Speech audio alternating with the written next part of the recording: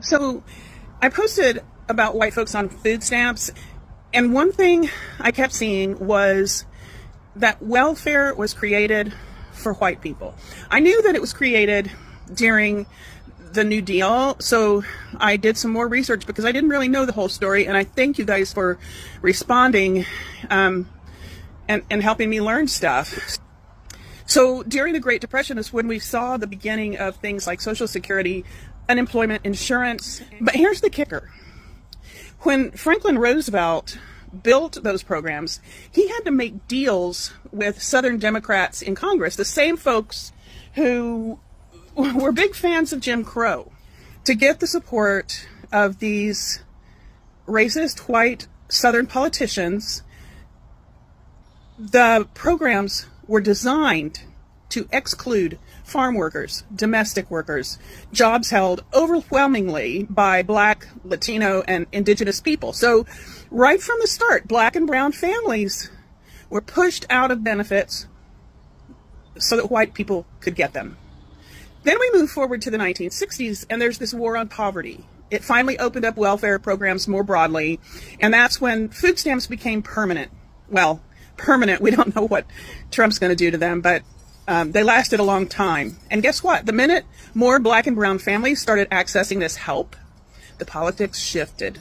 Welfare got a new image and a new target. By the 1980s and 90s, with Ronald Reagan and his gang, they pushed the welfare queen myth. That's a racist dog whistle meant to turn public opinion against safety nets by blaming Black women for poverty that white policies created. That's the truth, you guys. So yes, welfare was built for white people, and when others finally got in the door, they tried to burn the house down. If you want to blame the right people, you got to get curious. Hi, welcome to my channel. I have a very interesting question to ask, and that is how I want to begin today's video. Is it true that the welfare package is simply for the white folks in America?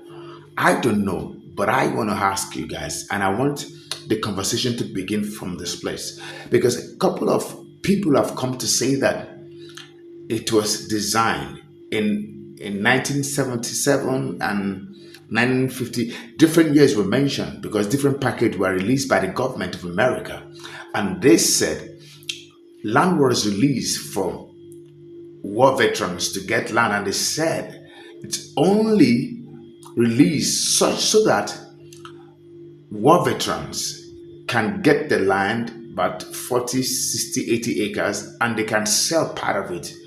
It's sellable.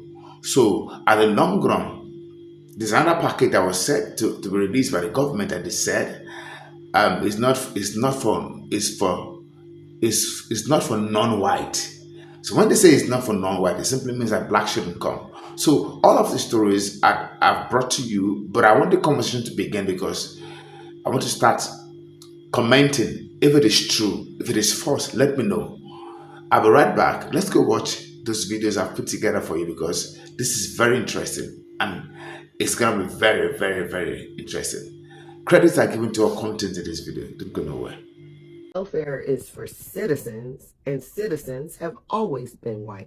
Between 1775 and 1855, the United States government issued over 500,000 land bounty grants. These grants went to people who served in the military, but here's the thing, they were transferable, so you could sell them, and that's what soldiers did. White soldiers, because even though there were Black soldiers serving in every war since the Revolutionary War, only white soldiers were eligible for land bounty grants. You can't own property if you are property. Ugh. So the pale privates and Caucasian colonels were eligible to get these land bounty grants, and they would get them from the government, and then they would sell them to somebody else. Oh, did I forget to mention these were big ass plots? So they could definitely sell like 80 acres and live on the other 20, or 60 acres and live on the other 40. Never. Welfare is for y'all. It's always been for y'all. Because I want to address this comment. And we're going to do so by pulling information from The Color of Welfare by Jill Quadagno and American Apartheid by Douglas Massey and Nancy Denton. White America used to be very much in favor of welfare, especially when they were the only ones who benefited from it.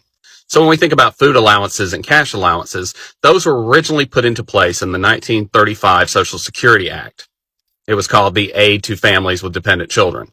Now, the Social Security Act deliberately excluded certain classes of people from being able to get benefits. And among those, it excluded non-whites by adding the clause, domestic servants and agricultural workers could not get benefits. It added a clause where the states could determine if people in those positions deserve those benefits or not. Now, this language was added because the Dixiecrats of the South had said that they would rather all their people starve than allow any African Americans to get benefits off this act. Now, up until the Civil Rights Act, only whites then were really gaining the benefits of these things.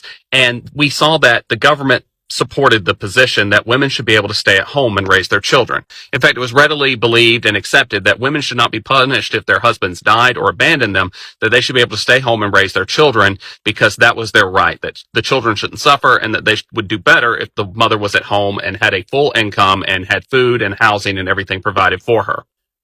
But the 1960s Civil Rights Acts changed that and made these benefits available to everyone. And suddenly, the messaging changed. So starting in the 1970s, we start seeing, oh, we're building a nation of entitlement, a nation of people who think that they deserve things. And this is a complete flip-flop from earlier messaging. This is why when we changed it in the 90s under Clinton for TANF, we changed the way that it was written to force women to work, which then actually hurts the amount of benefits that they can get. But that wasn't all. Whites were also in favor of like housing allotments and other things until other people started to get them. Between the 1930s and 1970s, about $120 billion were made available to housing projects. Only 2% of those were given to non-whites. In this period of time, banks segregated neighborhoods and would not give loans to people of color. In fact, looking at the way that banking practices work, they created a process called redlining, where they would not loan money to people who lived in certain neighborhoods, and you can take a wild guess at who those people were. This meant that whites were able to escape poverty while other groups were not. And as poverty compounded, so did the consequences of poverty. Jobs left those neighborhoods. Crime increased. Health problems increased. But the people living in those poorer neighborhoods could not get loans to fix it. And these practices still continue today. Wells Fargo just settled a lawsuit where they were found to have been giving higher interest rate loans to people of color compared to equally stratified white American buyers.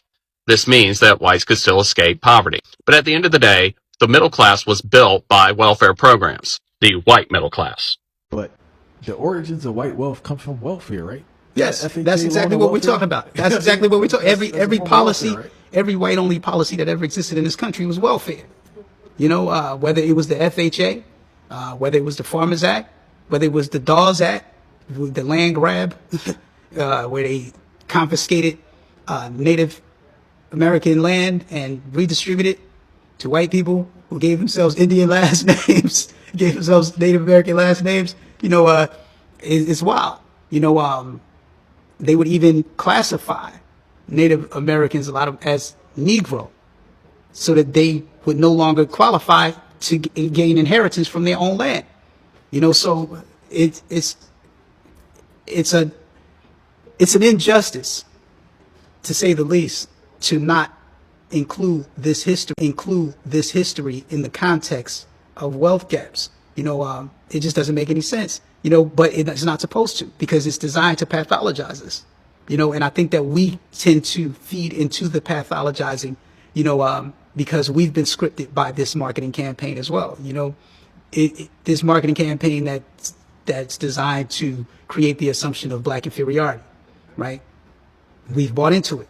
So now it's on autopilot, because media scripts human beings like code scripts computers.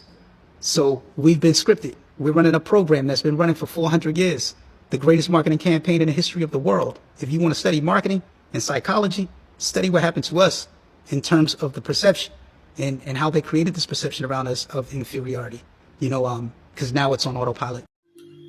I haven't watched the video. I want you guys to tell me your views and your perception, because some white folks were saying it is not true. Is a total leverage was given to everybody. That, I mean, someone like Charlie Kirk, these are the beliefs and perceptions he was sharing, was talking about, that, you know, the black folks were lazy. They were always looking for reparation. They were looking for excuses. That, you know, he said a lot of things, and a couple of other guys And this is where I disagree with some of those guys about speaking in that manner, because you can't tell me that the same platform was given to everybody when it was specifically said that non-white folks.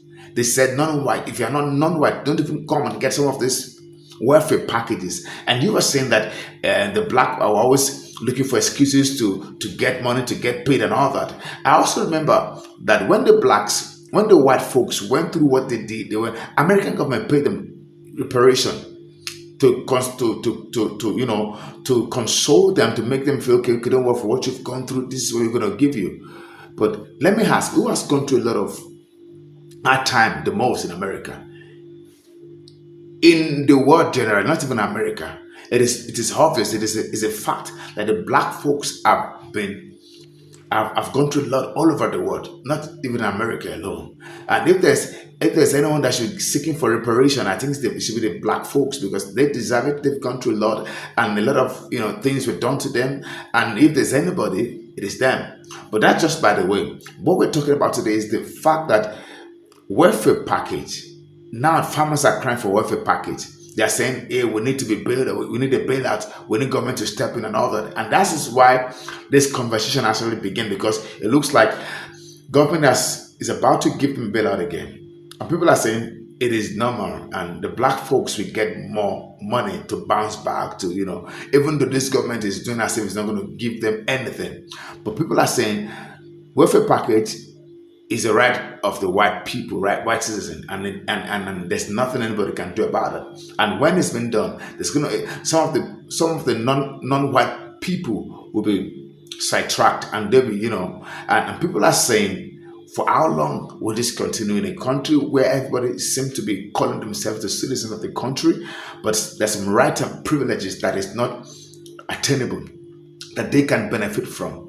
And guys, I want you to know, has there been any way or any time that you felt cheated, that you felt like, oh, this is my right, but I'm denied? Let the conversation begin, guys. I want to talk about this. And the reason why I'm bringing this video is because I want it to be discussed. I want this story to trend so that everybody can know and talk about it politely. And I always bring to you stories that no one wants to talk about, but in a very polite way, so that everybody can get to know, share your experience. I always say your experience is your experience. Talk about it. Let nobody shut you down. It is your experience, and that is why you're unique. So guys, let the conversation begin. Let's talk about this, and let's see what your experience look like.